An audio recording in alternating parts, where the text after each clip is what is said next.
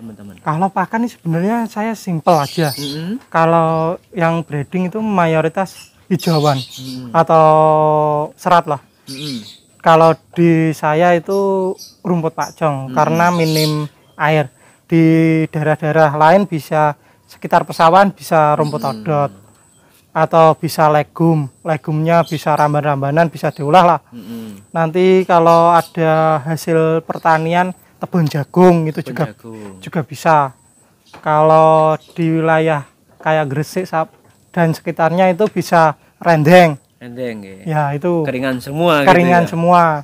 Itu nanti kita campur dengan kisaran 5-10% itu bekatul juga bisa, tapi kalau saya itu konsentrat.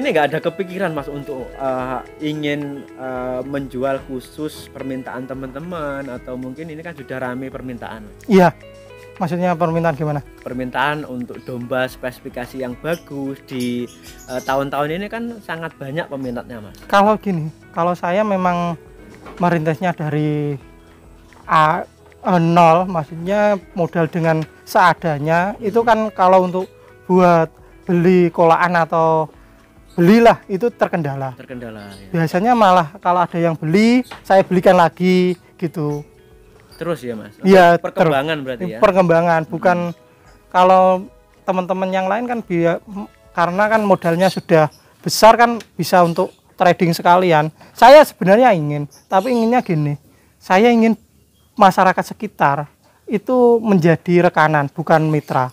Rekanan kita sama-sama berjalan mencetak domba-domba pedaging.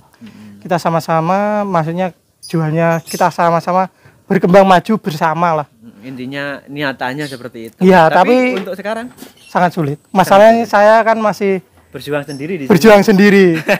Kan banyak yang tahu, malah banyak yang wilayah-wilayah jauh gitu. Karena mungkin dari medsos juga berpengaruhnya seperti itu ya. Dan yang utama gini, kalau peternak tradisional itu sangat sulit untuk diedukasi untuk beternak yang lebih modern, bisa mendapatkan keuntungan. Bukan semata untuk investasi kita ngarit dengan jumlah populasi banyak gitu. Populasi banyak kita tidak bisa ngarit gitu loh. Biasanya cuma kalau domba kan cuma 10 indukan, batas kemampuan ngarit lah. Ya, gitu loh. Kalau 30 Mas? Itu biasanya enggak bisa apa-apa itu. Biasanya kalau gerak gitu ya. Enggak bisa nemui kita gitu. Iya, gitu. Tapi kalau kita bisa mengolah, bisa dapat menyerap ilmu dari luar, kita bisa berkembang lebih besar lagi. Berarti memang seperti itu ya. Oke Mas, untuk pakan Mas, dari segi pakan ini kan jenengan full breeding Mas ya. Iya. Untuk pakan ini, cara menentukan pakan untuk breeding ini apa sih Mas? Dan mungkin bahan-bahan yang ada di panjenengan ini bahannya seperti apa yang mungkin bisa ditiru untuk teman-teman? Kalau pakan ini sebenarnya saya simpel aja. Kalau yang breeding itu mayoritas hijauan atau serat lah. Kalau di saya itu rumput pakcong karena minim air. Di daerah-daerah lain bisa sekitar pesawahan bisa rumput odot atau bisa legumnya bisa ramban-rambanan, bisa diolah lah.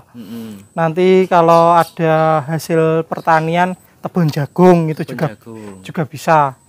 Kalau di wilayah kayak Gresik dan sekitarnya itu bisa rendeng ya, itu keringan semua.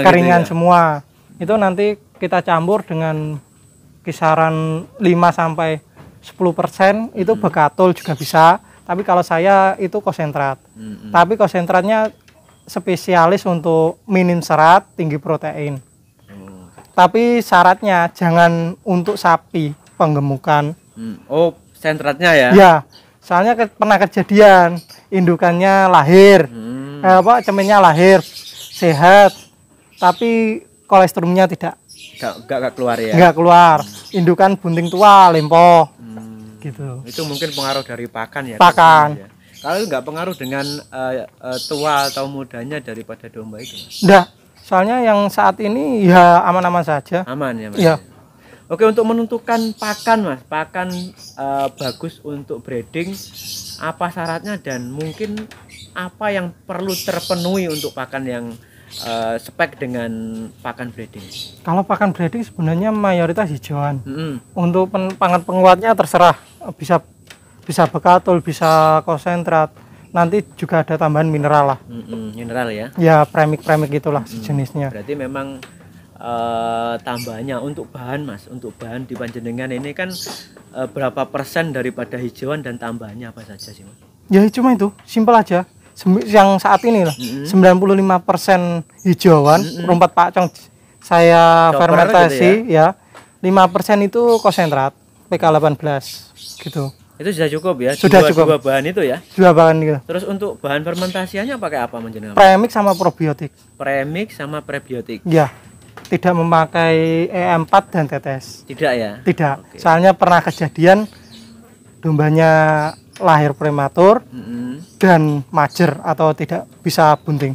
Tidak bisa bunting. Berarti Kalau kita praktisi nutrisi, monggo. Kalau kita pemula, pengalaman saya Seperti harap itu. dihindari lah. Oh gitu. Berarti sebenarnya juga kalau pakan dengan fermentasi dengan pakai bahan-bahan E4 atau yang lainnya itu tergantung dari Peracikan. peracikan dari peternak ya. Iya. Beda-beda, Mas. Ya, tapi kalau memang kita mahir itu aman, tapi kebanyakan itu salah kadarnya gitu loh.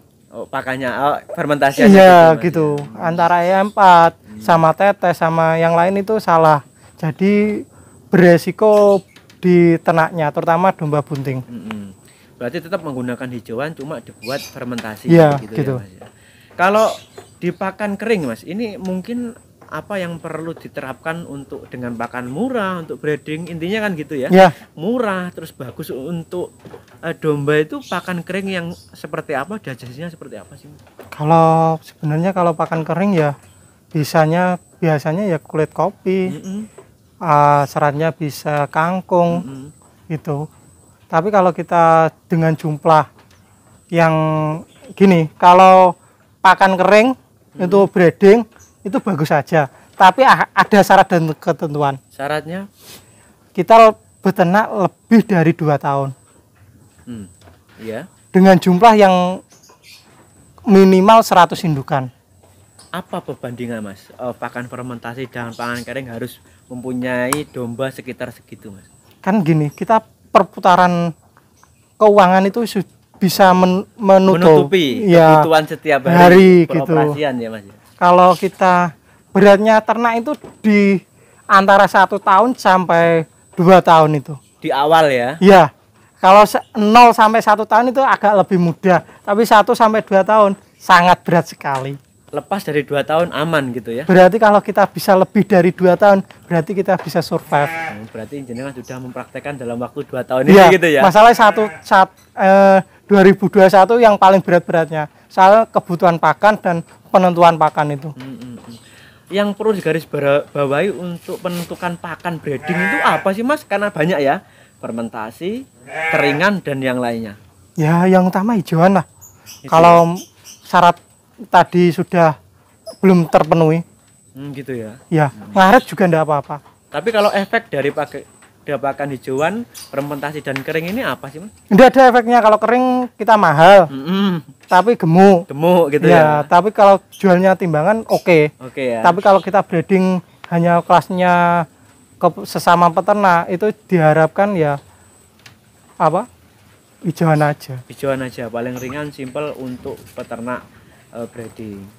Oke Mas Iwan, cukup demikian karena ini sudah hujan, kita akan sambung lagi mungkin di dalam kandang untuk melihat domba-domba di jenengan. Terima kasih sharingnya, semoga bermanfaat. Nanti kalau teman-teman ingin melihat selengkapnya atau kesehariannya di kandang Irfan Kamil Farm, silahkan teman-teman lihat YouTube beliau dan jangan lupa yang belum subscribe silahkan subscribe. Oke teman-teman, cukup demikian, berbincang kurang lebihnya maaf. Ada pertanyaan silahkan isi kolom komentar, nanti kita akan bahas. Terima kasih. Assalamualaikum warahmatullahi wabarakatuh.